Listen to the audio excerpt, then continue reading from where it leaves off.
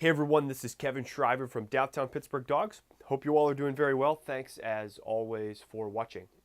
I wanted to talk to you today in this video about the activities that I have seen in my career that humans do that produce good dogs versus the activities that humans do that produce bad dogs. Dogs that we would say are misbehaved, not socialized, all of those things that we would say the dog is bad, humans do this, all the things that the humans do that we say the dog is good. These are my observations that I have observed over a career in working with animals as well as working with the humans. The reason I want to talk to you about the things that I see that the humans do is that obviously you're watching this, you are a human. You're not the dog watching this. These are things that you can learn. These are things that you can do so that if you're struggling and you're trying to change something or get a different behavior or a different result or have a different relationship with your dog, you can do that. So I wanted to go through this list on my observations as to the activities. So let's jump into it here on the good dogs, the side of the activities that produce good things. Here's what the humans do that I've seen that have good dogs. First of all, they exercise their dog. They are not afraid to work their dog, get it nice and tired on a daily basis. Exercise every day is the key. A tired dog is a happy dog. The challenge that most people have is that they work a lot. And when they work a lot, they may not be able to provide all the exercise that they need to get their dog tired or in a nice, calm, submissive state. However, the people that I know that have great dogs, they are not afraid to ask for help. You can hire a dog walker, hire anybody else to help you get your dog tired. Take your dog to dog daycare. They get help.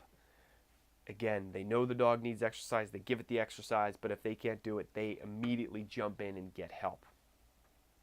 They also understand that the dog is a dog first. What that means is, and we're going to talk about on the other side of it, the dog has certain needs, and exercise is at the top of the list, boundaries and discipline and pack leadership and those leadership skills are what the dog needs next. And then affection is down at the bottom of the list. You cannot give affection above boundaries. You cannot give affection above exercise. That's what animals need. And our best dog owners that we work with and that have the most calm dogs, they understand that the dog is a dog first. It is not above any human inside of our household. We need to make sure we treat the dog like a dog. The humans are more important, and they are all leaders above the dog. These individuals also get training. They may have a dog that is well behaved already. As some of you know, you can get a dog that is very gentle, very calm initially, and you might not have any pain in your day from that dog.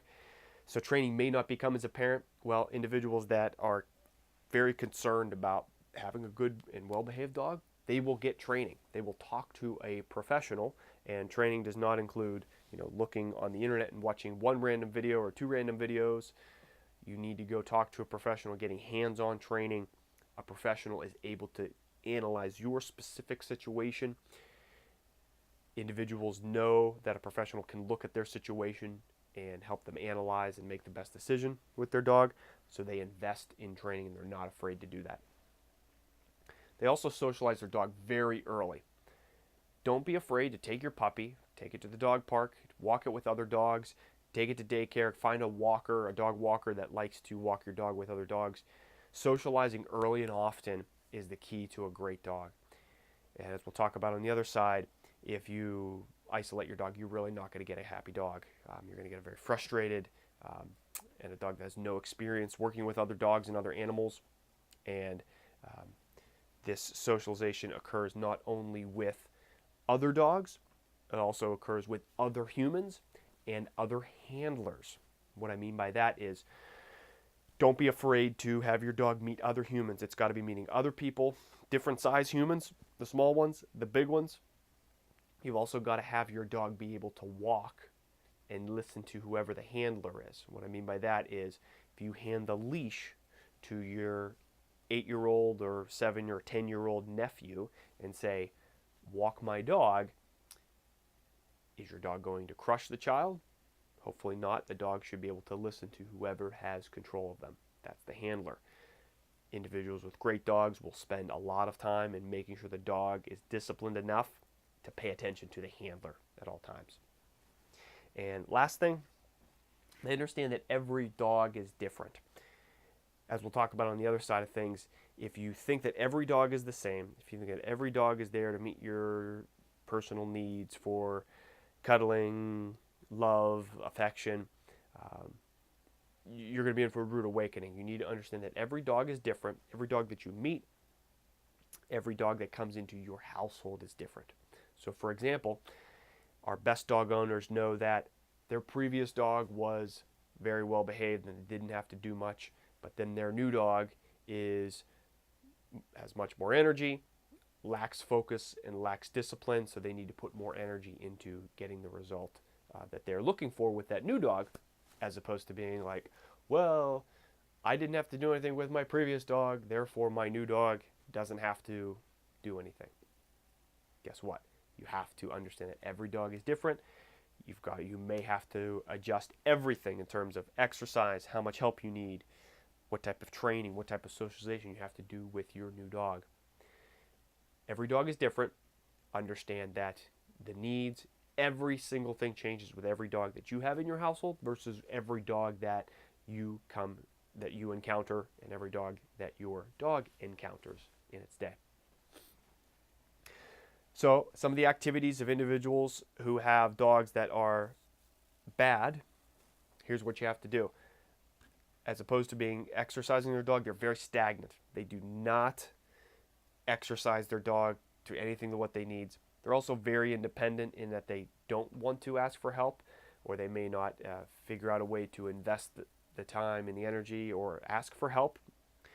So they're very independent. And if they're trying doing everything yourself, if you do everything with yourself with your dog, that's not it's not impossible, but as you can understand with all the things that need to happen, very challenging to do things all by yourself and get your dog to be very well exercised, very submissive, very calm. So being independent is something that you don't want to do. Individuals also treat their dog like a human in that they don't treat the dog like a dog. They don't exercise the dog. They don't set boundaries. They don't ask it to pay attention. And they wonder why their dog is terrible, jumping all over everybody, barking all the time, and chewing up their couch and attacking other dogs. Guess what? You could be treating it like a human. You need to treat it like a dog. You need to provide it with exercise, the proper amount of exercise for your breed.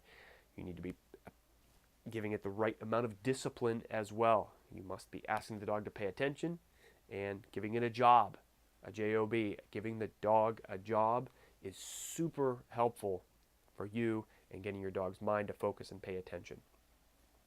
Dogs need a job.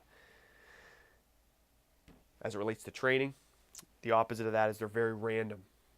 They're trying different things. They're watching one YouTube video, watching another YouTube video, talking to 5 different professionals. As I recommended, you need to talk to a professional. You need to talk to professionals so much so that you get the information and the input that's required to get your dog to make a change. But you need to follow through with one action and one set of rules for your dog. You can't be all random and going all over the place. Do I use food one day? Do I use a prong collar? Do I use a harness? Do I use an easy? Do I change the harness setup? Do I change the food? Do I do all kinds of stuff? Do I yell at it? Do I smack it? You need to find a system that works for you. I have other videos on that about how to find a system. Being random is one way to confuse your dog. Dogs like routine. The opposite of socialization is isolation. If you are going to wait and keep your dog in your house and say, oh, I'm going to keep it to myself and I'm going to let it cuddle with me while it's a puppy until it gets 7 months old, and then I'm not going to let it see anybody else, you're setting yourself up for a world of hurt and a world of pain. You need to not isolate your dog. Dogs are social animals. The more animals that you can see with your dog, the better your dog is going to be. So don't be afraid to get your dog out there and socialize it with other humans, other dogs, and other handlers. Again, another thing they do is they think all dogs are the same.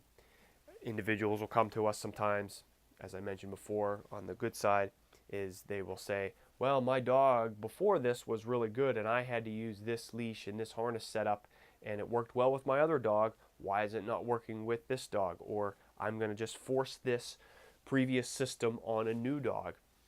That's a bad habit, bad activity to get into. Every dog's different. You cannot treat them all the same.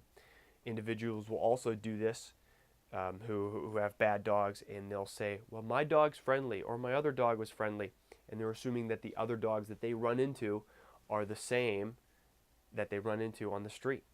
Not every dog's the same. You need to give the dog space. You need to give the owners the opportunity to speak and let you know if you should be introducing your dog to the other person's dog.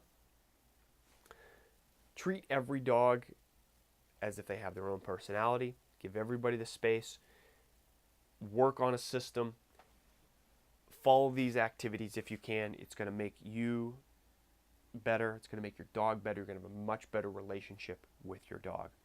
If you're having any challenges with any of these items here, where you're not getting your dog exercise, you're staying very random with your training, you're isolating your dog, send me a message. I'd be happy to help you.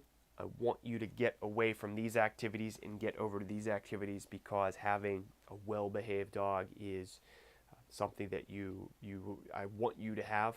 I don't want you to go around with a dog that is kind of scattered.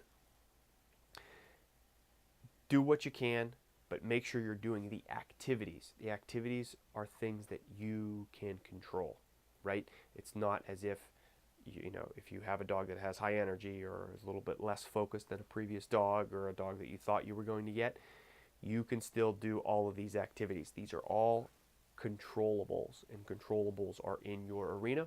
You can control them, and I want you to take action on those. If you have any questions, please leave a comment below. Thanks as always for watching. This is Kevin Shriver from Downtown Pittsburgh Dogs. Have a great rest of the night.